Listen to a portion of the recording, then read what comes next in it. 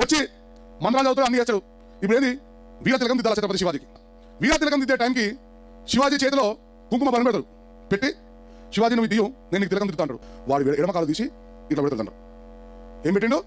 ఎడమకాలు పురాణ వేలు పెట్టిండు. పెట్టి దాంతో ఛత్రపతి శివాజీ గారికి వీర తిలకం దిద్దడానికి ప్రయత్నం చేస్తాడు. మిత్రులారా, అంటే అర్థమైంది? నువ్వు ముట్టుకోవడానికి కూడా అర్హత లేని శూద్రుడవు.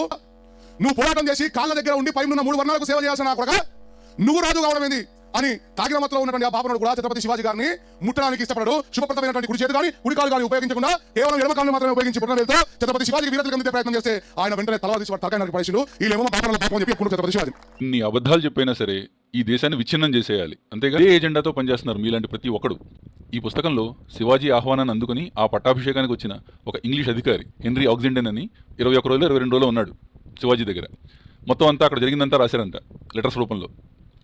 అందులో ఎక్కడ తలలు తీసినట్టు లేదు, కానీ తులాభారం వేసి ఆ బంగారాన్ని పంచినట్టు మాత్రం ఉంది. సో ఇన్ని అబద్ధాలు చెప్పి బతకడం అవసరమా చెప్పండి? ఇది కూడా ఒక బతికేనా?